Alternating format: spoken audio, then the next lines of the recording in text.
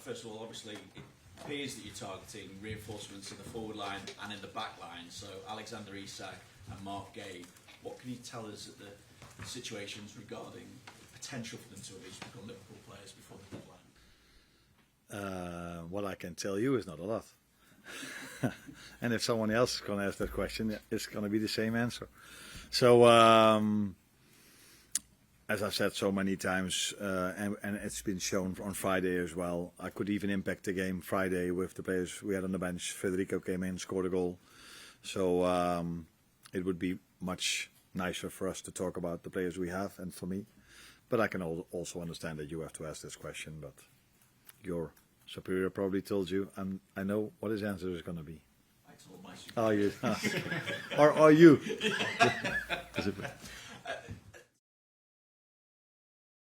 Same time, what are you expecting going to Newcastle? Because obviously a lot of things have been said off the pitch, so that could potentially add to the atmosphere as well as maybe even Newcastle's motivation. Yeah. Nothing to do with anything that's in the media a lot, but I think if you go to Newcastle, you know what to expect. We've played them 3 times last season, and twice their intensity levels were above ours. So in the away game, especially the first 60 minutes, they were so intense. They were fully deserved, had the lead, and in the League Cup final, they were more intense than us as well. So I don't think they need anything to add for them being intense if they play at St James's Park. It is, yeah, they play at St James's Park. So yeah, it's apart from the intensity, it's a very good team. They have also a team that can make it a fight, if you want to call it like this. They have players for this, but they also have players that are so comfortable on the ball. So one of the best teams in the league, and one of the most difficult away games that you can have in a season, especially, as you say it here, under the lights. Yeah, under the lights. So yeah. What difference can Ryan Gravenberch coming back make to your overall solidity? I think a lot. At least if he's the same player as he was last season, that could help us a lot. If you just simply look at the second goal we conceded, they could just go from one side, from the 18-yard box to the other side, without being attacked, which was smart because Virgil and Ibu needed to go back because it was a 4-versus-2 situation. But I think if you look back at last season and everything, single time he played, Ryan would have been in that position. And for him not being there, and us playing with very good players, but very attacking-minded players. That, for example, hurt us in that goal, and that wasn't the first time where we lacked a player in that position in the counter-attack for the other team. So, normally, if he brings his normal level, it would definitely help us to have him back again. Just a word on the fitness of the squad. Is there any news about Frimpong and Bradley's fitness? Yeah. Connor trained for a few minutes with us today for the first time, and medical team was completely right about Jeremie to tell me that I had to take him off because he's out till the end of the international break, and that happened in the game. So I think I got criticized a bit by taking him off, didn't I? Yeah. And I've already said immediately after the game, this had nothing to do with how we played, but that we felt that he had an issue in his hamstring. And with we, I don't mean me, but the medical staff, and they were completely right. So good call to take him off, otherwise he would have maybe been out for longer, and we expect to have him back after the international break.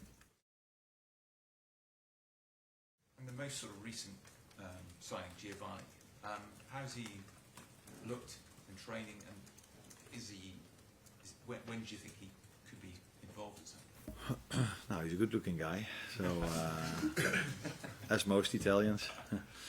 He trained with us 3 times now, I think. If you look at his transfer fee, you can expect that he's already quite grown up for his age, and that's exactly what I saw. So he comes in as an 18-year-old just playing with his new teammates as if he's here for longer. Impressive if you look at how tall he is, fast, comfortable on the ball. So yeah, there's a reason why we paid the transfer fee as we did, because we see him as a bright prospect. Yeah. Is that a good English? And he had already 3 good sessions, but it also tells you something about the team. If you come to this club, if you come into this team, you feel at ease from the start, because it's a very good and nice group to start your Liverpool career in.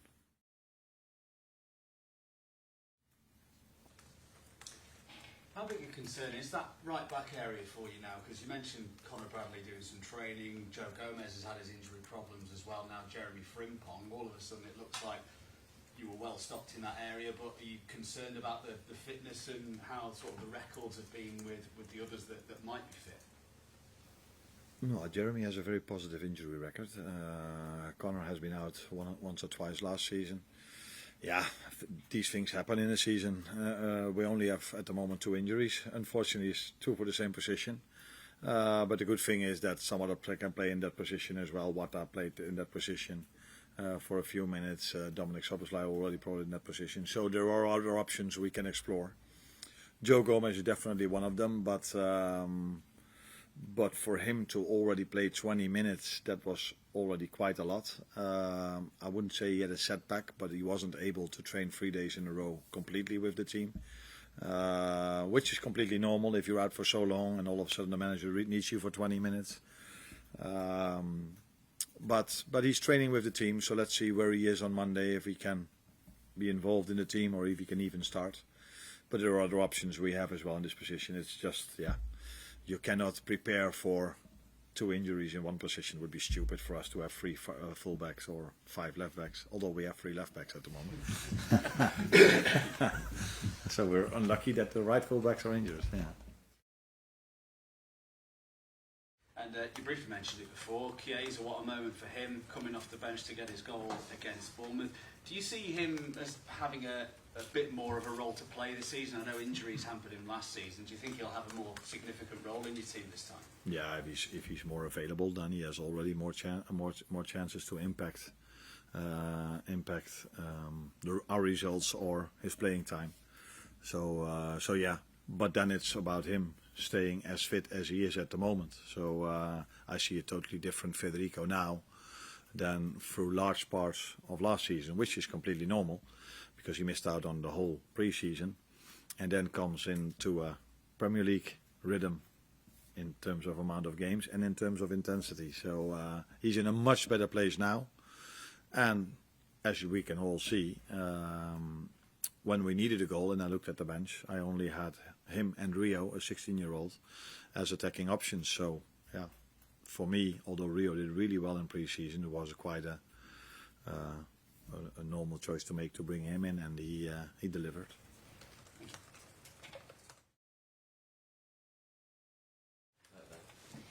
You obviously don't want to talk about specifics in terms of players coming in, but you mentioned maybe that lack of options in terms of attacking players coming on. Is it going to be a busy couple of weeks in terms of adding to your squad depth before the window closes?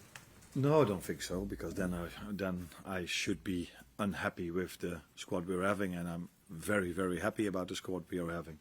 So I've always said maybe having 2 per position is ideal, but I prefer less than more, because you have to disappoint so many players every single time for them not even being in the squad, let alone not playing. So yeah, really happy with the squad. But as always, if we think we can improve in a certain position and there's a player available that can really make us better, which you could see with Giovanni Leoni, it's then this club has always shown that they bring these players in, but only if everything is what we want. So the right transfer fee, the right player, the right position, and a player that wants to come to us.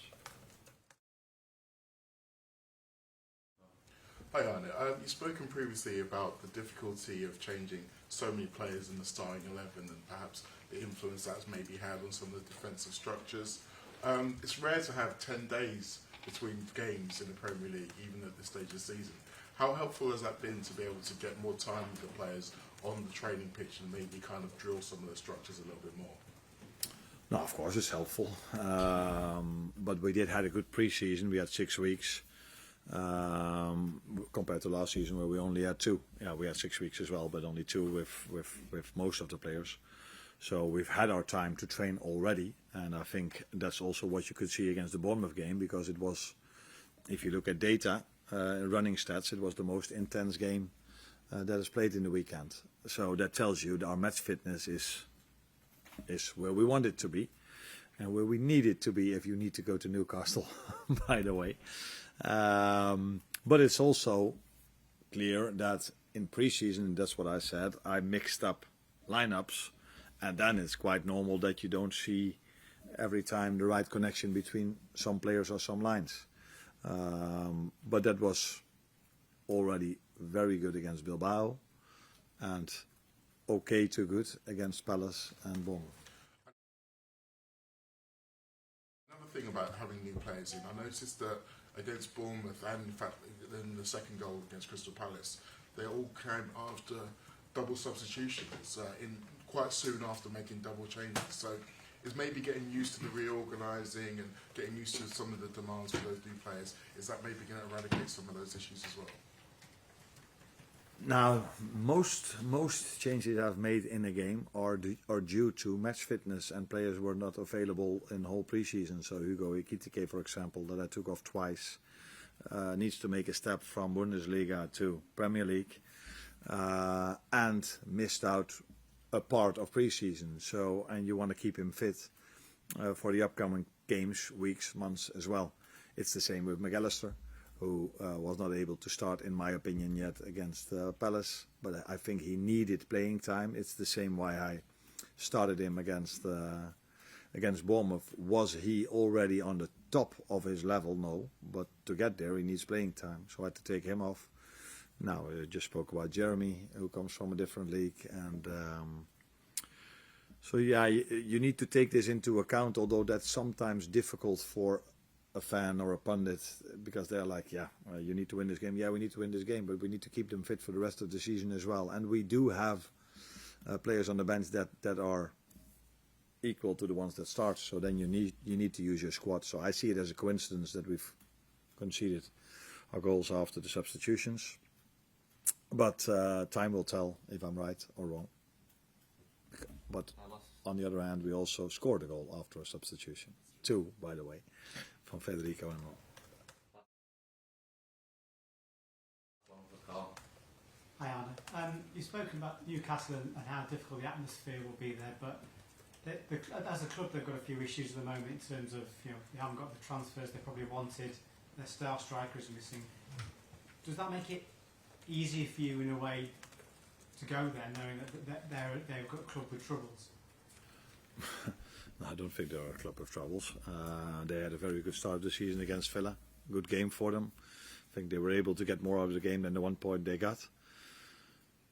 So it's not only difficult, or it's mainly difficult because of the players they are having there, not only because of the fans. But the atmosphere is great, like it is at Anfield. So we are used to a certain environment. But St James's Park is, if I just remember last season, when it was in an evening game, by the way, as well, the atmosphere was amazing, and it will be the same. But why is the atmosphere amazing? Because the players can perform. They can add to the atmosphere by being as intense as they were, bringing the quality as they brought in that game. So that's going to be the challenge. The challenge is of course also playing in a stadium where the fans will be there for the home team, and that always helps every home team. I can tell you about us. So the last 15 to 20 minutes at Anfield, it wasn't a coincidence that we scored twice, because the fans helped us in that moment of time. But if you only have fans and you don't have the players, then you can forget it. So the main thing we have to be ready for are their midfielders, their last line, their free forwards. And although I assume, I'm not sure, but I assume Isak is not playing, from what I read in the media. But they still have Anthony Gordon as a 9. They still have Elanga as a right winger, and Barnes from the left. And then Jacob Murphy isn't even playing, who was very good against us twice last season. So this is the Premier League. We all have a lot of options, and Newcastle have them as well. For me then, you won your first game 4-2. It was a great night. Were you surprised by some of the criticism you got after that game? Did I? What was a good? Just in terms of sort of maybe the way your side approached it. It was people saying you're too open, you're more open than last season, or is that just the high bar that you set, that the team has set for itself as champions? Of course, that has something to do with the bar we set, and I agree. We were at moments too open. First goal was, I think, mainly unlucky. That we lost the ball in a position we shouldn't lose it, and then we were 3 against 3, which is normally not a problem, but we had a disadvantage to our opponents, Ibu and Robbo. Second goal is definitely being too open. So if all your 3 midfielders are inside the box, and we were just talking about Ryan, that's too open. So I agree on that. But also the reason why we scored the 3-2, that it was one of our midfielders, Curtis Jones, arrived in the box, what made it difficult for the goalkeeper. Ball fell to Federico. So it's also who we are, but we need to find the right balance by not being too open. But that balance will be better with Ryan. Unfortunately, if you want to judge me or us, we now have to play Newcastle and Arsenal, who are normally teams that are going to be above Bournemouth in the league. So it's even harder to play against them. But with Maka being back, with Ryan in his normal position, I expect us to be even better prepared for the counter attack than we were in this 2-2 moment, because I've watched the game, I think, twice back, and I don't think there's, apart from the 2 goals, where especially the second one is a counter attack, I don't think there were many other counter attacks from Bournemouth. But yeah, if it leads to a goal, it's of course a big story. And for us, conceding 2, that's too much in a home game. So, yeah, that's too open now.